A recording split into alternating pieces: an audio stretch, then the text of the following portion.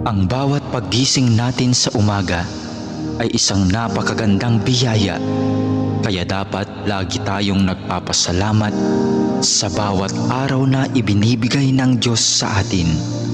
Kaya naman, manalangin tayo sa ngalan ng Ama na siyang lumikha ng langit at lupa. Amen. Ama naming makapangyarihan sa lahat, maraming salamat po sapagkat ginising mo ako ngayong umaga. Isang bagong araw na naman ang aking haharapin. At dahil dito, lubos-lubos ang aking pasasalamat. Sa unang mga sandali ng aking araw, nais kong mapuspos ng iyong biyaya at pagmamahal.